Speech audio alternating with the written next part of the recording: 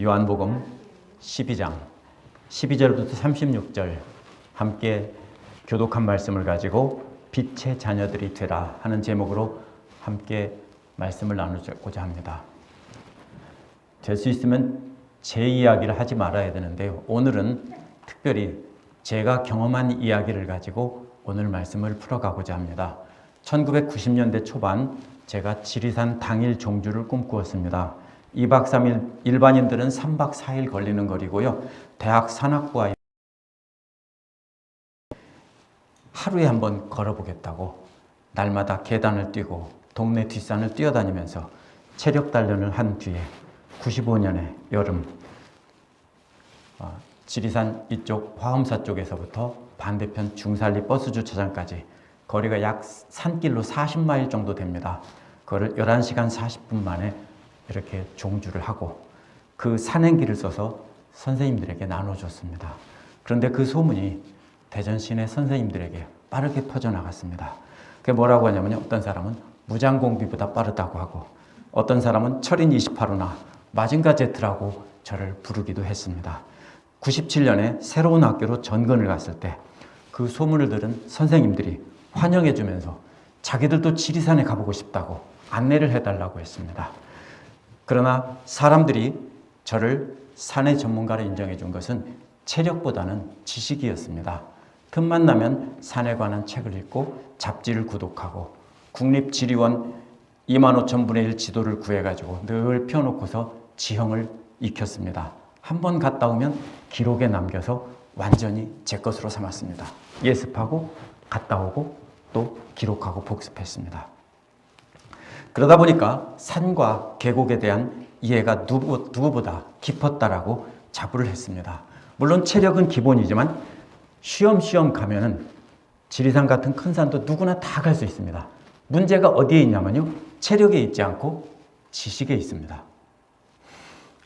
문제는 산과 계곡에 대한 지식입니다. 한 달 전부터 일주일에 한 번씩 모이라고 해서 함께 갈 선생님들을 사전 모임을 갖고 안전교육과 여러 가지를 가르쳐 드렸습니다.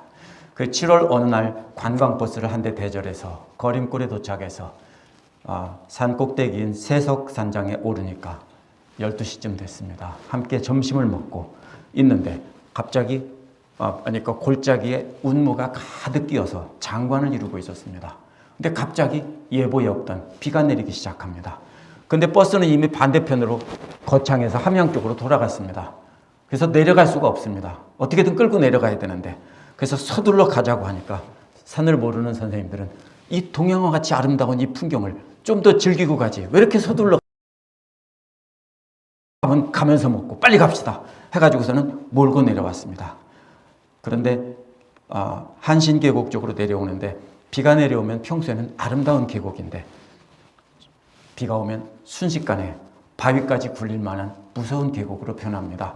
한신계곡 상류는 이미 엄청난 폭포들이 여기저기 이루고 있었습니다. 뒤처지는 사람을 확인하려고 뒤에 갔다가 다시 내려와 보니 상당수 선생님들이 평소에 동네 산에서 뛰어다니던 건장한 체육 선생님을 따라서 계곡을 따라 옆길로 그냥 내려간 것입니다. 빈약한 체격의 제 모습을 보고는 아마 믿음이 안 갔던 모양입니다. 그래서 계곡을 건너야만 내려가는데 그냥 계곡을 따라 내려가 버렸습니다.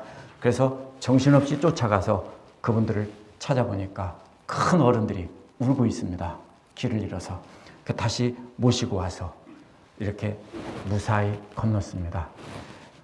그래서 무사히 한 분도 저를 환영하든 하고 저를 따라가겠다며 나섰다면 제가 평소에 가르칠 때 들었어야 됩니다. 물이 부른 계곡은 위험하다며 계곡을 건너기 전에 기다리라고 했습니다. 그렇다면 그곳에서 기다렸어야 됩니다. 산에서 눈에 보이는 좋은 길로 들어서면 안 된다고 했는데 그 말을 들었어야 됩니다. 근데 많은 분들이 저보다 체격도 좋고 평소에 산을 뛰어다니는 좋은 길을 따라가다가 조난을 당할 뻔한 사건이었습니다. 오늘 말씀 부활주일 한 주간 전에 예수께서 십자가에 달리기 전에 예루살렘에 입성하던 때의 장면입니다. 기적의 소문을 듣고 유대인들은 몰려와서 기적과 자신들의 생각을 따라 예수님을 왕으로 삼고자 따라가는 장면입니다. 이와는 반대로 예수님을 찾아와 가르침을 듣고 배우려는 이방인들의 모습이 대조가 됩니다. 예수께서는 왕으로 삼고자 하는 자들을 보고 때가 됐다고 한 게 아니고 예수님을 찾아와 배운다는 사람들을 보고 이제는 때가 됐다며 이제 기적이 아닌 예수께서 전하시는 하나님의 말씀을 듣고 고난의 길을 따라오라고 하셨습니다. 이 말씀을 자세히 보면서 우리는 어떻게 하면 멸망의 길에 빠지지 않고 빛의 자녀가 되어 영원한 하나님 나라에 들어갈지 생각해 보도록 하겠습니다. 12절부터 19절에 보면 사람들이 그리스도를 잘못 알고 따르는 장면이 나옵니다. 베다니에서 마리아가 값비싼 향유를 예수께 부어서 장례식을 준비한 바로 그 다음 날입니다. 명절을 지키러 온 수많은 무리들이 예수께서 예루살렘에 오셨다는 소문을 들었습니다. 그들은 종려나무 가지를 꺾어가지고 예루살렘 성 밖으로 마중 나가서 호산나라고 소리 질렀습니다. 주의 이름으로 오시는 이에게 복이 있기를, 이스라엘의 왕에게, 이렇게 소리 질렀습니다. 계속해서 외쳤다는 것입니다. 호산나, 주의 이름으로 오시는 이에게 복이 있기를, 이스라엘의 왕. 주의 이름으로 오시는 이는 구약 성경에 예언된 메시아의 호칭입니다. 그 메시아는 이스라엘의 왕인데 다윗과 같은 강력한 정치적 군사적 지도자를 기다렸습니다. 또 기원전 142년에 시몬 마카비가 적들을 몰아내고 이스라엘을 완전한 독립국가로 이루었던 때가 있었습니다. 유대인들은 메시아가 나타나면 바로 그러한 왕이라고 생각하고 강력한 독립국가를 이룰 것이라고 생각하고 기다렸습니다. 오늘 말씀에서 호산나를 외치며 예수님을 계속 환영하던 유대인들은 하나님 말씀에 따라 예수님의 메시아라고 생각한 것이 아닙니다. 이들은 구약 성경에 나온 메시아를 자기들의 이기적인 생각에 따라 자신들의 뜻대로 해석하고 자신들에게 부귀영화를 누리게 해줄 정치적인 메시아라고 생각을 했습니다. 성경에 나와 있는 것이 아닙니다. 그렇기 때문에 예수께서 하나님 말씀을 찬뜻을 전하시며 자신이 메시아라고 하셨는데도 대부분 듣지 않았습니다. 그러나 예수께서 죽은 나사로를 살리셨다는 소문을 듣고 예수가 바로 자신들을 로마 제국 압제에서 구해줄, 바로 부귀영화를 누리게 해줄 그 메시아라고 자신들이 왕이라고 생각하고 모여서 환영식을 하려고 했습니다. 더구나 나사로까지 살아서 같이 돌아다니고 있기 때문에 그 나사로를 보기 위해서도 사람들은 그렇게 모여들었습니다. 이렇게 나사로가 살아난 기적을 목격한 베다니에서 온 증인들이 예루살렘으로 올라옵니다. 그 소문을 들은 예루살렘에 있던 무리들도 역시 마중 나와서 두 무리가 합류를 합니다. 하나는 직접 목격자들이고 하나는 소문을 들은 사람들입니다. 이들은 함께 종려나무 가지를 꺾어들고 커다란 군마를 타고 예루살렘에 입성하실 예수님을 생각하면서 개선장군의 그 환영 행사를 준비했습니다. 보통 로마의 장군이나 왕들이 개선하고 돌아올 때 종려나무 가지를 꺾어서 들고 호산나 하고 외치고, 그들에게는 호산나라고 안 하죠. 이스라엘의 왕들에게 호산나라고 하고 그 사람들을 환영할 때도 그렇게 흔드는 장면이 나옵니다. 이것은요, 개선장군의 행렬입니다. 그런데 이러한 환영 계획과는 정반대의 장면이 펼쳐집니다. 예수님께서는 이들의 생각이 잘못됐다는 것을 말씀하시기 위해 뒤집어 놓으려는 계획을 세웠습니다. 예수께서는 한 어린 나귀를 발견하시고 그 나귀를 타신 겁니다. 이게 얼마나 우스운 모습인지 한번 생각해 보십시오. 나귀는 물론 힘은 셉니다. 키도 조그맣고 아주 볼품없습니다. 근데 나귀가, 예수님이 그 나귀를, 어린 나귀를 타고 나가시는 모습은 논밭에 일하러 가는 농부의 모습이지 전쟁터에 갔다 돌아오는 왕의 모습은 아닙니다. 환영 준비를 마치고 호산나를 외치던 무리들은 그 우스꽝스러운 모습을 보고 기가 막혔을 것입니다. 웃는 사람도 있었을 것이고 조롱하는 사람들도 있었을 것입니다. 그러나 예수께서는 잘못된 믿음을 고쳐주려고 의도적으로 어린 나귀를 타고 들어오신 겁니다. 그러나 즉흥적으로 하신 것이 아니라 스가랴 9장 9절의 말씀이 성취되었다라는 것을 보여주기 위한 것입니다. 예수님은 하나님 말씀대로 오신 바로 그 메시아라는 것을 보여주기 위해서입니다.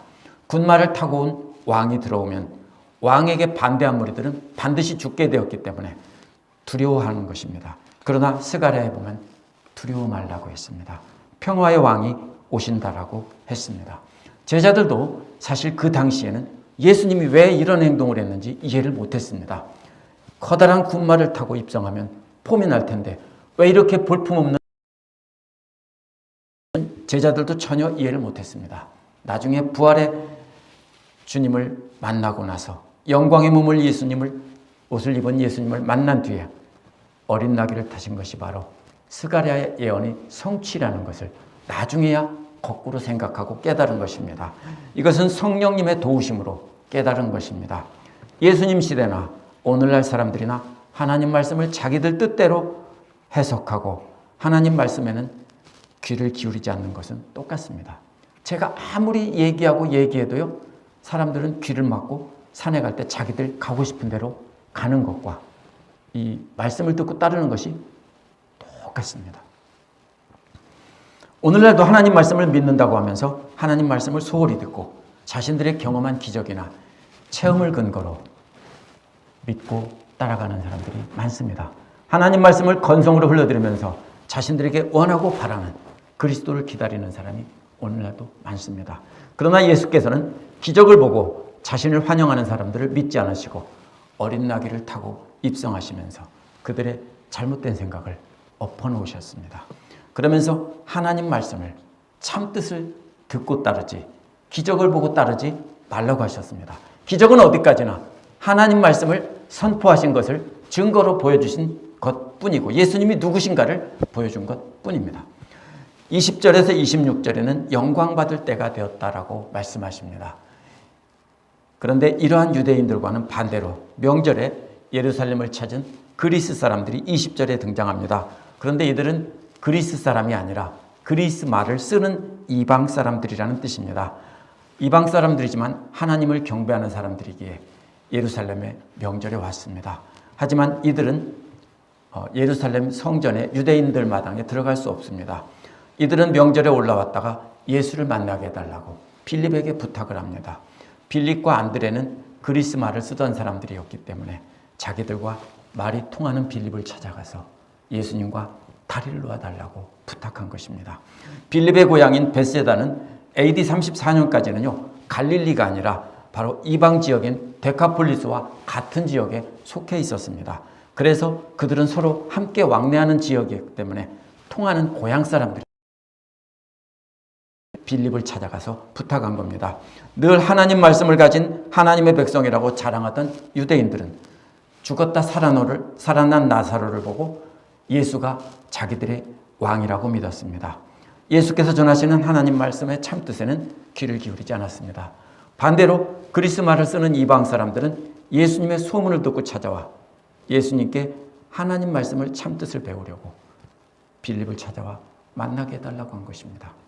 빌립과 안드레의 말을 들은 예수께서는 이 말을 듣고 인자가 영광받을 때가 드디어 왔다라고 말씀하신 겁니다. 예수께서는 자신을 찾아와 하나님 말씀을 듣고 싶어하는 이방인들을 보고 바로 하나님의 때가 왔다라고 아신 겁니다.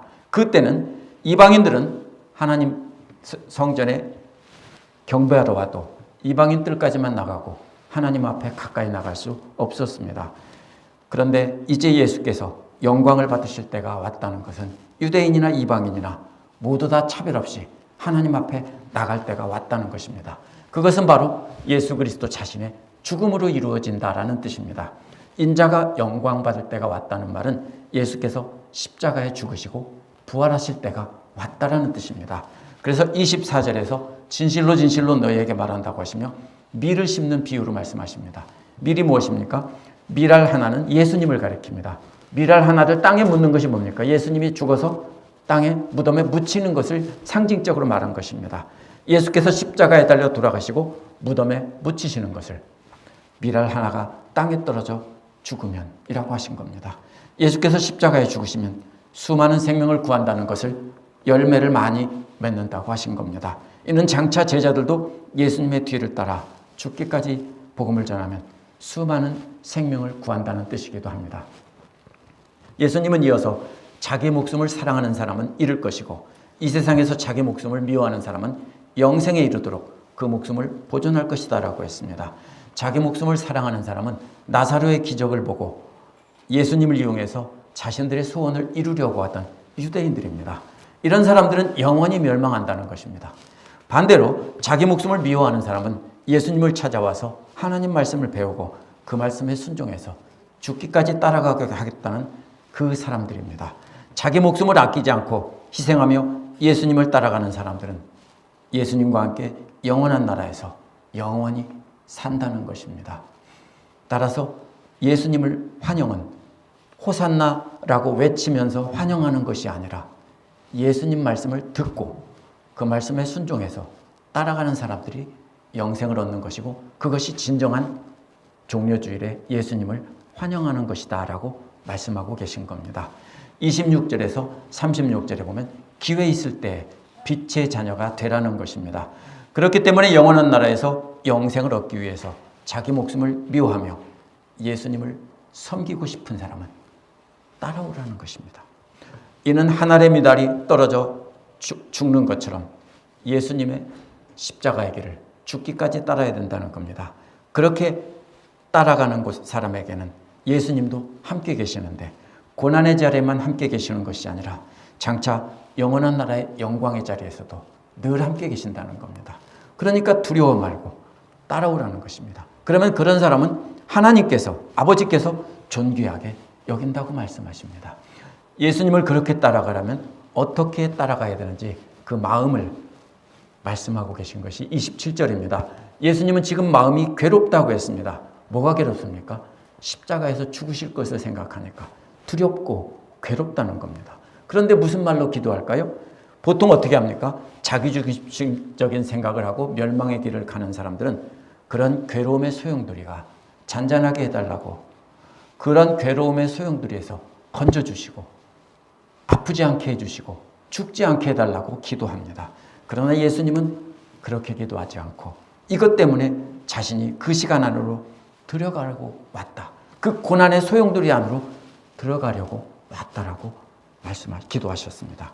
하나님의 뜻에 순종해서 그 괴로움의 소용돌이인 죽음 안으로 들어가겠다고 기도하고 계신 겁니다. 그렇게 기도한 뒤에 아버지요, 아버지 이름으로 영광스럽게 하십시오라고 기도를 했습니다. 그러자 바로 그때 하늘에서 음성이 들려왔습니다. 예수께서 아버지께 순종하는 기도를 드렸기 때문에 아버지께서 즉시 응답하신 겁니다. 그것은 이미 영광스럽게 했고 앞으로도 영광스럽게 하신다는 겁니다. 이미 영광스럽게 했다는 말은 죽은 나사로를 살림으로 영광스럽게 했다는 것입니다. 앞으로 영광스럽게 하신다는 것은 예수님이 죽었다가 부활하셔서 영원한 몸으로시고 영광의 자리에 오르신다는 뜻입니다.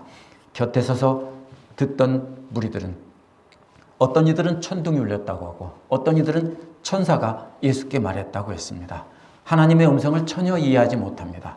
그러나 30절에서 예수께서는 이 음성은 나를 위한 게 아니고 바로 무리들과 함께 있던 제자들을 위한 거라고 했습니다. 그런데 제자들과 무리들은 전혀 알아듣지 못하고 누구만 알아들었습니까? 예수님만 알아들었습니다.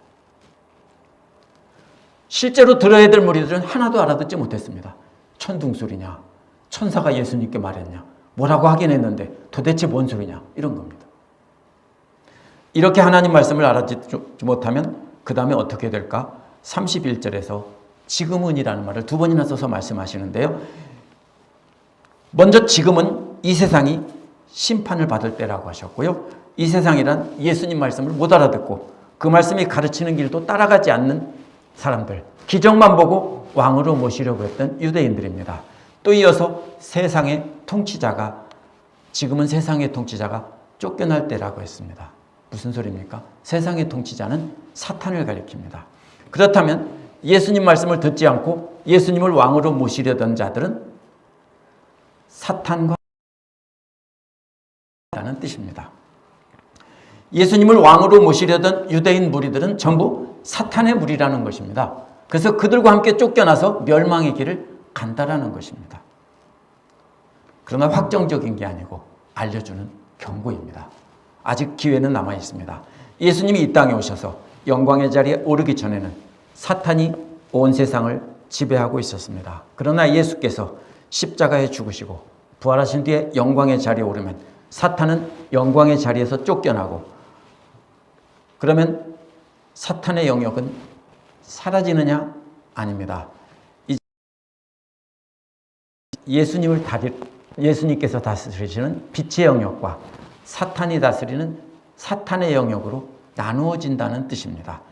예수님을 따르는 사람은 빛 가운데 거하지만 예수님을 따르지 않는 사람들은 사탄에게 속해서 어둠 가운데 있다라는 것입니다. 그래서 예수님을 따라오지 않고 하나님을 자신들의 탐욕의 도구로 이용하던 당시 유대인들 모두를 가리켜서 사탄의 영역인 어둠에 머물게 하신다는 겁니다. 그리고 사탄도 그들만 지배하도록 그 영역 밖으로, 그래서 빛의 영역에서 쫓겨난 사탄이 오늘날까지도 예수님의 가르침을 따르지 않고 자기 욕심대로 믿는 사람들을 지배하고 있는 것입니다. 세상과 사탄을 동시에 심판하는 때는 32절에 보면 땅에서 높이 들려 올릴 때입니다. 33절에 보면 십자가에 높이 달린다는 뜻이라고 했습니다. 동시에 이 말은 하늘 보좌에 오른다는 뜻입니다. 십자가에 달리는 것이 곧 하늘 보좌에 오르는 길이기 때문입니다. 그러면 모든 사람을 내게로 이끌어올 것이라고 했습니다. 마치 빌립이 그리스 사람들을, 모든 사람을 예수님께로 이끌어온다고 했습니다. 그러면 그 사람들은 사탄의 영역에서 벗어나 예수님의 영역인 빛 가운데로 들어온다는 말씀입니다. 예수님과 함께 있던 유대인들은 이 말을 금방 알아들었습니다.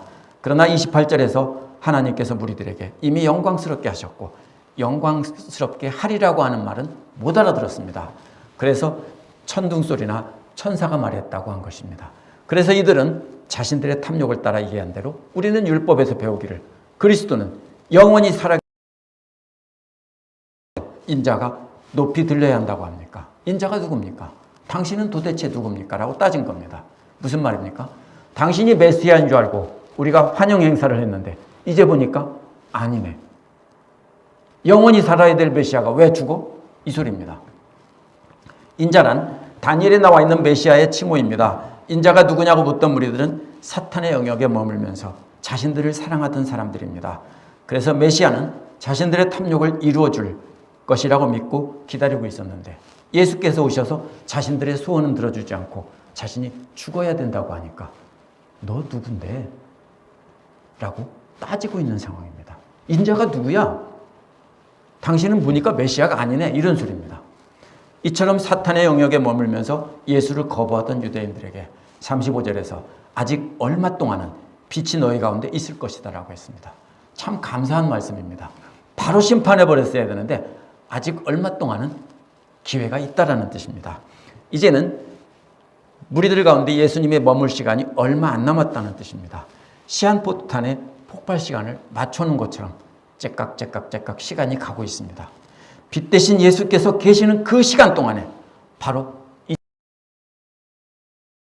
그렇지 않으면 어디로 끌려가는지도 모르고 멸망의 길로 어둠을 따라 끌려간다는 것입니다.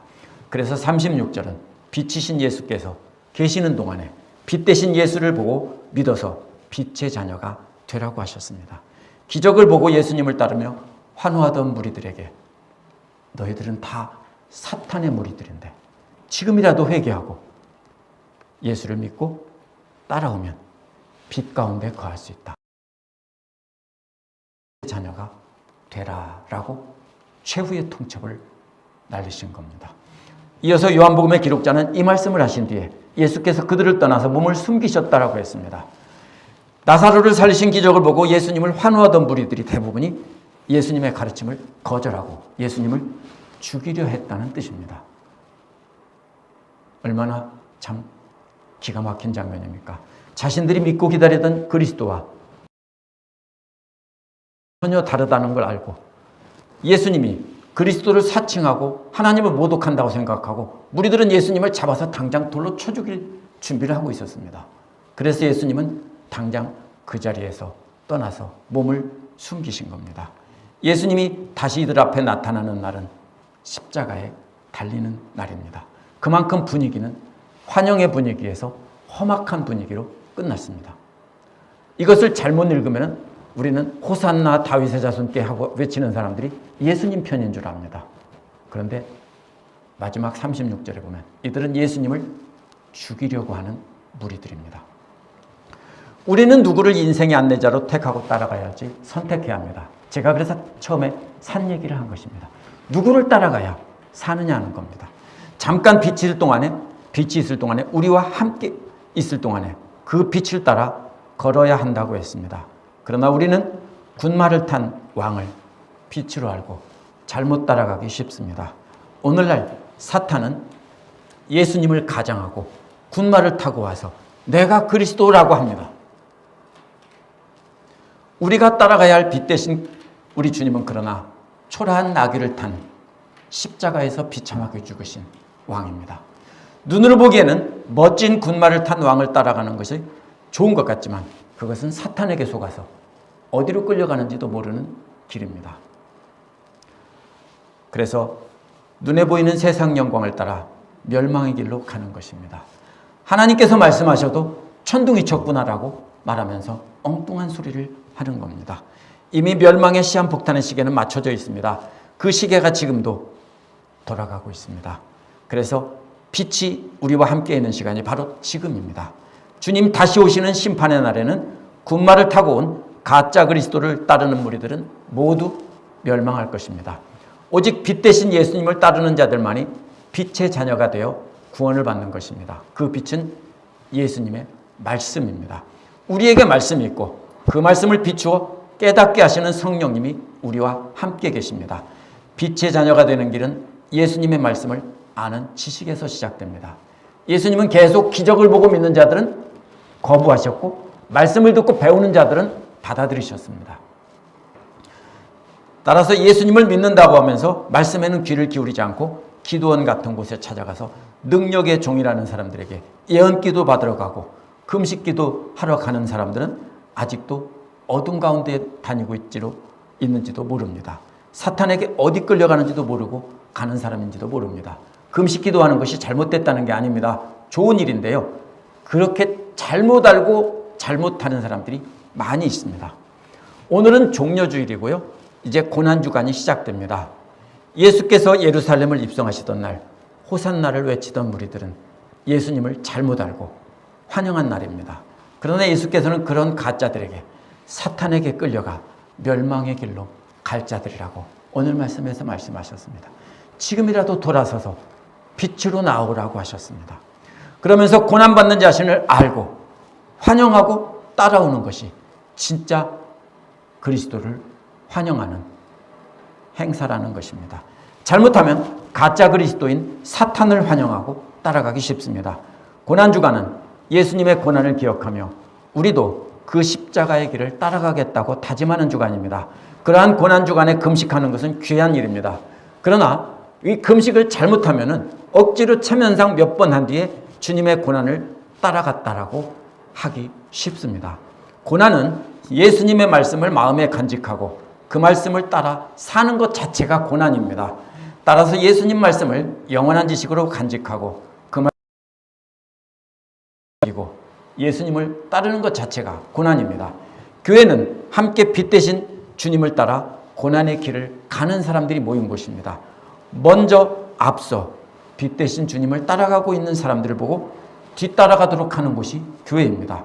인간적으로 끌리고 친한 사람이지만 예수님 말씀 배우기를 좋아하지 않고 기적만 따르고 은사만 찾으면서 자신의 생각대로 행동하는 사람들이 있다면 거리를 두어야 합니다.